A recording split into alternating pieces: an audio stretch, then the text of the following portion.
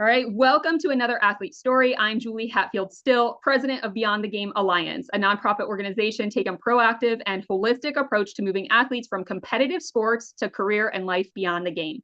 This is such a critical transition, and sometimes it can be turbulent, and oftentimes student athletes can feel isolated, which is exactly why we invite athletes who have navigated this time to share their stories. With that said, I am honored to introduce Blake Treadwell, former Michigan State football athlete, winner of 2 Big Ten championships, player in 4 bowl games, and he was also named to the ESPN.com All Bowl team. He's coached at South Florida, Michigan State, Bucknell, and Buffalo State before landing his current role at Juniata College. Blake, welcome to the room. Okay, well, thanks for having me. Very excited to be here. Yeah, I'm excited to dig in with you. And man, you've had an impressive journey in athletics. I would love for you to share a little bit about your background in athletics and some of your greatest highlights and accomplishments. Yeah, so I'm gonna kind of rewind the clock a little bit. So my father was a longtime college football coach for 40 years. So I was born in Youngstown. He took a job in Miami, Cincinnati, then Stanford in California, Boston College, NC State. We got fired at NC State, then Michigan State, got fired at Michigan State. It's college football, you move a lot. And then he landed at Ball State, Cincinnati, then back to Michigan State. So I moved about 10 times in my career. And one of those things when you move so much is, well, how you make friends, sports. And one of the great things about football, there's a lot of preseason. So, you're working hard in June, July. So every time I started a new school, okay, hey, I know you, I know you, I know you, I know you. Social media wasn't as big as it is now. But I thought that really helped me. And sports was always a big part. I mean, I've been going to football games probably since I was 3 to 4 years old. So football has been a big part. My dad's been a big influence. So in Ohio, my freshman, sophomore year, I played in Cincinnati, high level high school football. I remember my sophomore year starting varsity, playing at Miami Ohio Stadium. And it was a packed out, playing a powerhouse. So 2 years of Ohio football. My dad took a job back at Michigan State. So East Lansing High School had a lot of success for 2 years. And then I had the opportunity to go to Michigan State. Now, when I went to Michigan State, my dad was the offensive coordinator. Mark D'Antonio, who is the winningest head coach in Michigan State history, was my godfather. He introduced my mom and my dad. So when I chose to go to Michigan State, it was about a 10-minute walk from East Lansing High School to Michigan State. So I kind of had a chip on my shoulder because a lot of people thought, well, hey, you got that scholarship because of your dad and your godfather. And I wanted to prove people wrong. I said, no, I'm deserving of this. So I chose Michigan State for a lot of reasons. But the number one thing was the head coach, Mark D'Antonio. He really built a strong program. I remember sitting in his office and he told me, hey, the time is now. It is our time at Michigan State. Come be part of what we're building, something very special. So I remember going to Michigan State freshman year. I remember that first preseason camp. I had a pretty good high school career, you could say. And I remember sitting in the very back with 100 some football guys. And that first meeting, Pat Narduzzi, who was our defensive coordinator, because I played defensive line, who's now the head coach at Pittsburgh, showed the depth chart. I was the 6th string nose guard. Never been that in my entire life. And I knew instantly, hey, I'm here to work. I'm here to compete, and we're going to get after it. And I started working. I was originally supposed to be redshirted. Redshirt pretty much means, hey, you're not going to play. You're just going to be the scout team guy and just work really hard. So that first year, I busted my butt, worked really hard, and then something started to change. I started playing much better. And then eventually the head coach brought me in his office. He said, listen, we're not redshirting no more. You're going to play. And that first game I played was Michigan. So Michigan State, Michigan, home game, big rivalry. And the first time of me actually getting onto that football field when I thought I was never going to play that first year. A lot of emotions. I remember that first snap of not jumping off sides and getting yelled at by the coaches. I made some plays. It was exciting. We won that game. That freshman year was kind of ups and downs for the season, for the team. We had some, seniors struggling with this, and this. But I played. I even started a game or two. We played in a bowl game against Texas Tech, Mike Leach, rest in peace. And that freshman year was a lot surprising for me, learning to be a student athlete, me competing on the football field, transitioning from a scout team to a contributor. So after that first year, I felt really high. I felt like, hey, I'm here. Now year 2, I'm going to take it to the next level. And going into that second season, I had hurt my knee, was out for a few games. We were winning a lot of games, so I want to get back. Hey, I can't wait to get back, fight for that starting job. Came back against Notre Dame in 2010. And that was the infamous game of the Little Giants when we beat Notre Dame by overtime field goal. And we won that game. We rushed the field, kind of ran into the Notre Dame band a little bit. Nothing bad happened, but we had some fun there. And then our head coach had a heart attack after the game. And we're all kind of hearing what's going on, this, and this. He had to step away for about 3 weeks. And my father was the interim head coach. So again, a very unique situation. You never want that to happen. So my dad's like the acting head coach. I'm trying to get back from injury playing football. And that season, we won a lot of games. But going through that second season, I got hurt again, kind of lost my confidence, but we were winning. And I think one of the hardest things for me was I was very hard on myself. There's a high expectation. And that year, I did not meet that expectation for whatever reason. Confidence, preparing. So it was a struggle back and forth, but we were winning games. And it taught me a very valuable lesson. Hey, you got to earn the jersey. Wherever your role is, you got to do what you need to support the team. So that season, I think we won 10 games.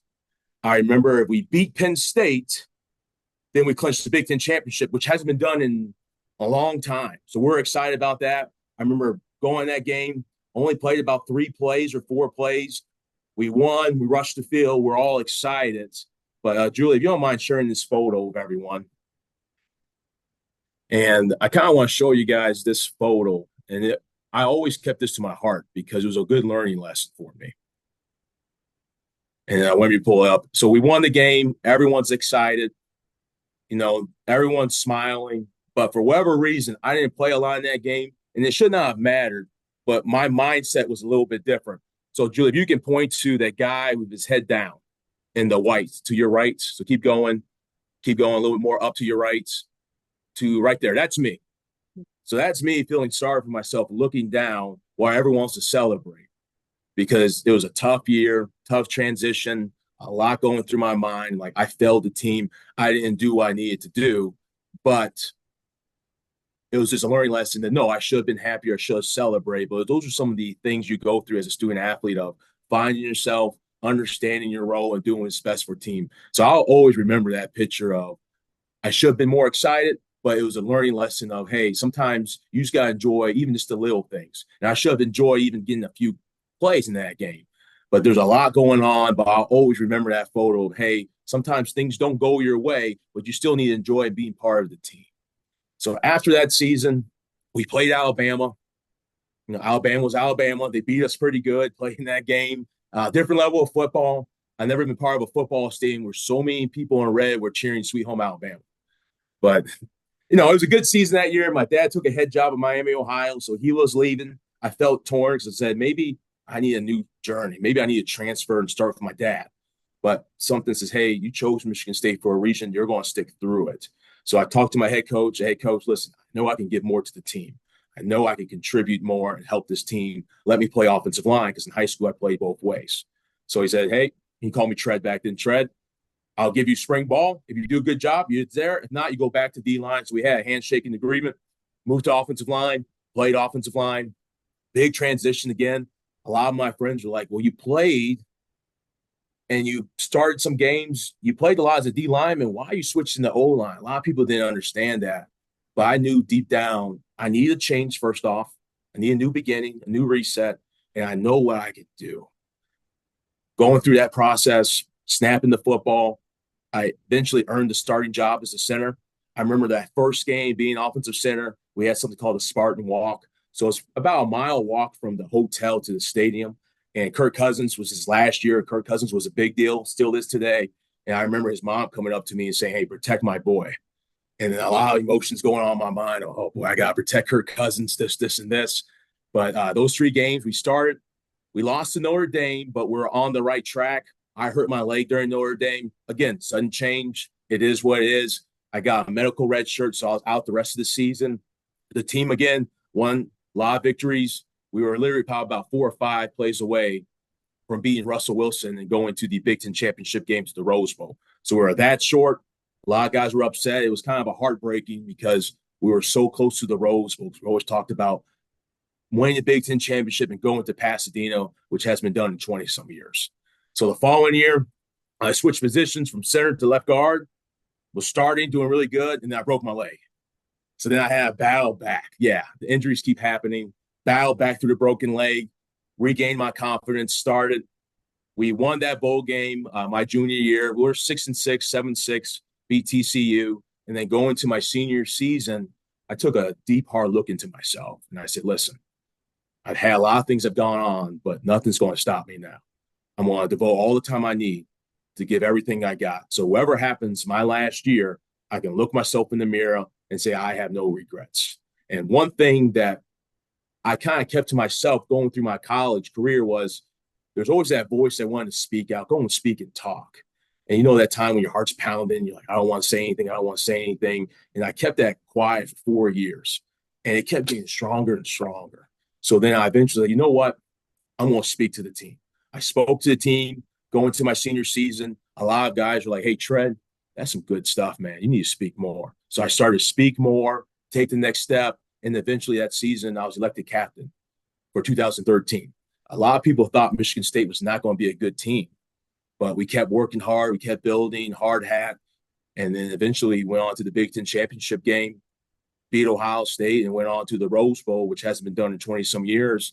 And I remember speaking to the football team, hey, guys, we're not going there for just to be there, but we're there to win it. We're going to have the mindset. We're going to get the job done. We took care of business against Stanford, but that senior season was very special to me because, again, it was all ups and downs, position change, coaching changes, injuries.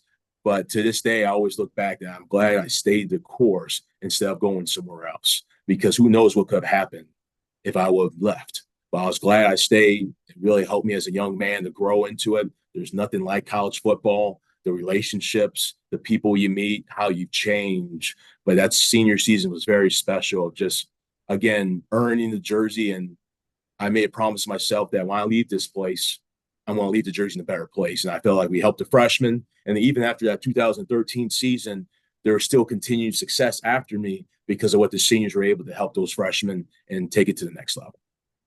Wow, Blake, what a story. So inspiring and impressive. And I love all of the lessons really that you articulated through that and that you learned. And what I heard a lot in that, Blake, was I made the decision. I made the decision to stay. I made the decision to shift my mind. I made the decision to shift the way that I was approaching the situation. And I think that is so inspiring for anybody watching to hear and quite literally walk through that with you. To say that athletics is in your DNA is an understatement. And that you embody exactly what athletics is about and how it perfectly positions us as athletes for what is next for us as contributors to our societies, as producers in businesses. So I want to go to that space right after senior year. As it sounds like in senior year, you did take a hard look in the mirror and maybe came to realization or some grips with the way that you were going to finish your competitive career. What was that like for you to transition and to lay the jersey down and move on to what was next for you, Blake? Was it, did you face some challenges? Did you face some opportunities? Would just love to hear your experience around that. Yeah, so I'll say this. It was probably one of the hardest things in my life when it was time to put the jersey, hang up the cleats.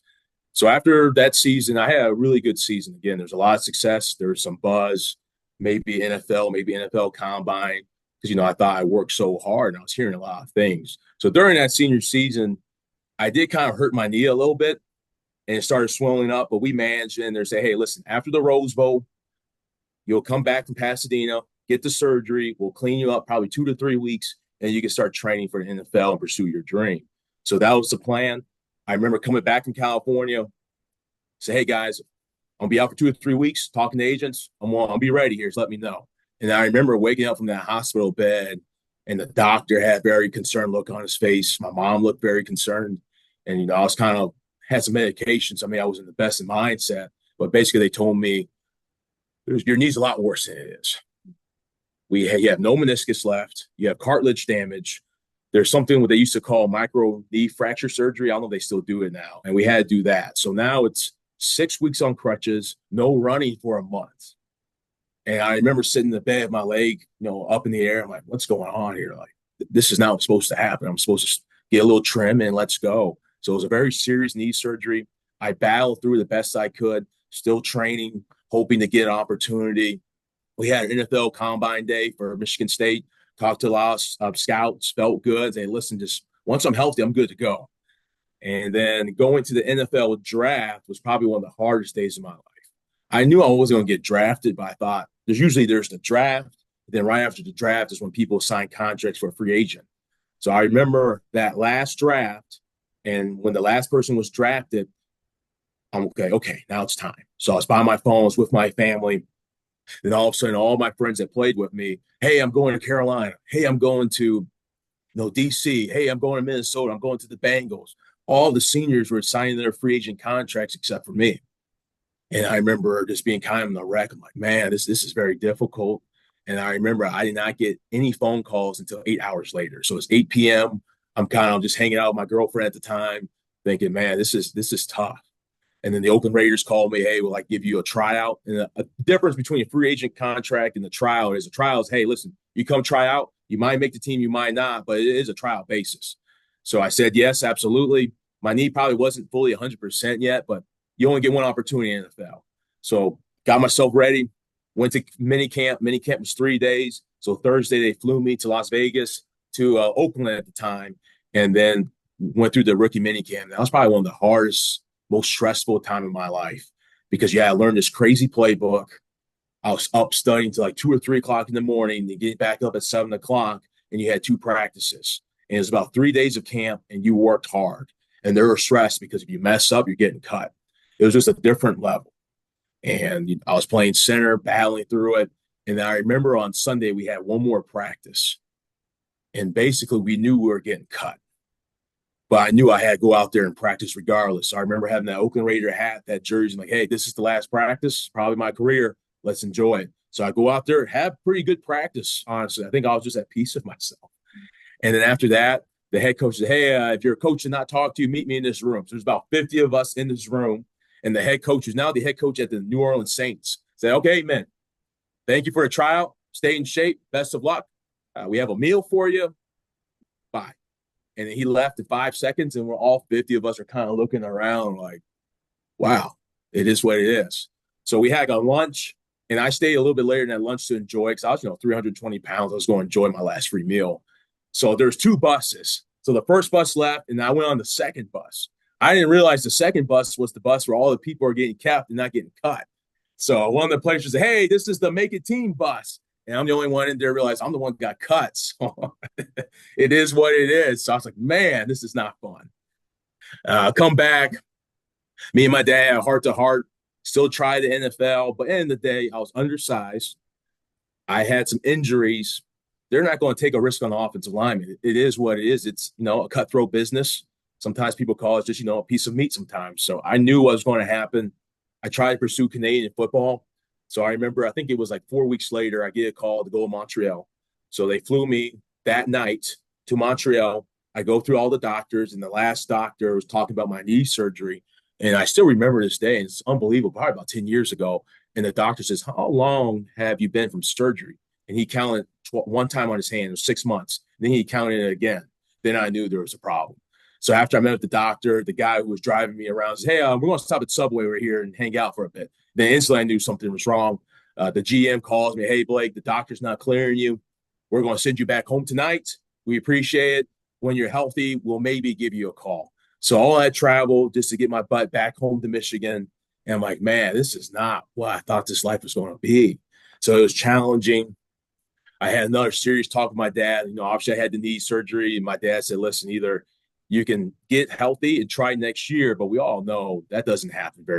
It's very rare that happens. And you have to be outstanding talent to take a year off and pursue the NFL. And I didn't want to be that guy that keeps pursuing it and went, hey, it's time to hang it up. So I had to talk with myself, hung up the cleats, decided to step away from the game. I remember telling my agent this, and he's like, oh, hey, if you're ever interested, let me know. And then I was going on to the next spot, what to do next. And I was still around a lot around East Lansing. I think if I could do things over, maybe I should have stepped away from East Lansing. But I decided to help out my high school coach. I was in East Lansing a lot. And while I was kind of going through this, I was going out probably a little bit too much, drinking a little bit too much. When you let things go, sometimes you look for things to cope. And at times going out partying while I was doing it, and it wasn't the right thing. I was just kind of going through some very difficult times when you let the game go. I had some relationships issues going on with my girlfriend at the same time, a lot of things going on because at the end of the day, what are you going to do? So luckily, I have my father, a great mentor of mine. He brought me in his room. He said, listen, what are you going to do with your life? He says, are you going to be Blake Treadwell, captain of the Rose Bowl team, done all these things, and then it's kind of go into the sunset and do nothing else with your life? Or are you going to be a young man and say, hey, listen, I'm Blake Treadwell, captain, but that's not going to define me. That part of my life's over. I'm going to the new journey where I can impact and help people. And after that talk, it kind of slapped me in my face, and I kind of realized, okay, it's what I'm going to do here. And then I thought of a lot of different things, but I thought about maybe I got to get back into coaching. And then that's kind of how it grew. I started helping out my high school coach. Then I went to be a graduate assistant in South Florida, probably the best thing in my life of being away. When you're a player, even at a big time school, people always associate you as this big time player. It's not the ego, but just when you're treated one way and then when you're kind of a washed up player, they treat you differently. And I kind of learned very quickly about that. So when I went to South Florida, it was the best thing for me. A new place, no one knew who I was. And hey, I'm just a graduate assistant working my butt off to be the best coach I can be down the road. But that's kind of the coaching journey. But yeah, it was difficult.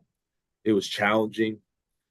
It took me some dark spots I should not have been doing. And I think all athletes can understand when you let something go that's been so part of your core and your identity, you can get lost at times and you need to reach out to family, reach out to friends, reach out to mentors to help you get through. And luckily, I had my father who was like, listen, you need to stop what you're doing. You're not going down the right path, and let's get you back on track. And I'm very grateful for his advice and his help. Wow, Blake, I just appreciate you so much for sharing vulnerably about that time, because more than likely athletes can resonate with that in some context or another in their own lives, of hanging up the jersey, the grieving process, the fear of the future, right? The Yes. questions of what's next and who am I now, right? And often as athletes, we can battle with that for decades before we really either find an answer or find a way to cope. So I just appreciate you sharing your story. And we truly believe that sport is just a small simulation of what's coming for us in life, and it perfectly prepares us for what's next for ourselves. Given your athletic career and your experience, is there anything that you feel like sports equipped you with that has contributed to your success in what you do now? Oh, absolutely. When you're on a football team, there's so many different personalities. And again, we're all working to be the best that we can be. So I definitely felt like, we had kids from Georgia, Florida. We had a guy, Simone, his name was Bo Finodi from California, Hawaiian. There's a lot of people that I was able to interact with and work with and kind of have an understanding. So I feel like sports, definitely in that world, helped me work with a lot of individuals, especially my job now being a football coach. You work with all people from all different paths in life. So I thought that was great. My old mentor used to say sudden change. Hey, you may have a plan and it may be perfectly prepared, but there may be a sudden change and hey, we got to go now here. And you can complain about it. You can have a negative attitude about it, or like, hey, it is what it is. Let's go and attack. And I feel like that has really helped me of just sudden changes. Things happen all the time, just like in life. And I think if anything in sports, most of the time, everyone goes through something that's challenging. And life is, not rainbows and butterflies, as Rocky Balboa always says. It's challenges. I feel like college helped me, being sports helped me for life challenges. Because once college is done, there's going to be challenges. It's going to be a difficult road. But the most important thing, as we all know, is relationships, family, and be able to celebrate the small things together. So I definitely feel like sports has helped me in those areas. Yeah, I love that. And you're no stranger to adversity and that turbulence through the transition of competitive sport to career. You mentioned family and community a lot as some of the ways to help yourself through that period of time. Is there any other advice or strategies that you used, Blake, that helped you just kind of navigate moving on from competitive sport? I'll say this: for the longest time, I used to thought you got to do things on your own. When you're going through some tough times, you're supposed to be quiet and just keep it in and not reach out for help. For whatever reason, I had that mindset of being the lone ranger. And I realized when I was going through that's not the way to go. It's not. You got to reach out. You got to speak. You got to talk to others. And just getting something off your chest can really help you out. So I think if I could give any advice is If there's things going on, talk. Even as a young man, sometimes back in my day was, hey, you're a man now. You handle things and just don't speak, don't talk, just bottle it up. And that's not the way of doing things. So I'll definitely advise, hey, speak to people you trust, and it's okay to get help. You're not going to make it there on your own. It takes a village. And that's kind of the mindset I wish I would have had maybe in my younger years for sure. It takes a village. Well said, Blake. Well said. And thank you so much for joining us today and sharing your incredibly inspiring story and insight as a result of being an athlete. This game never ends. It just changes, right, Blake? Exactly. For those who are watching, if you are looking to join the mission of Beyond the Game Alliance, there's 3 great ways to do that and get started with us. 1, if you're an athletic director, leader, coach, or parent of student athletes, junior year in high school above, you can become a partner of the Alliance, and we can fully service your athletes from start to finish in the navigation of the transition beyond the game. If you speak athlete and you have a specific skill set that our students need, you can become an aligned provider for the Alliance. And let's get that conversation started. And lastly, we are always looking for support to support our athletes in a greater capacity, and corporate sponsors allow us to do that. You can learn more about us and ways to give at beyondthegamealliance.org. And if you want to stay in the loop, be sure to subscribe our YouTube channel and our social media feeds so you can stay in the know about what is happening here at the Alliance. Again, Blake, thank you so much for your time today. I'll see you soon. Thank you. See you.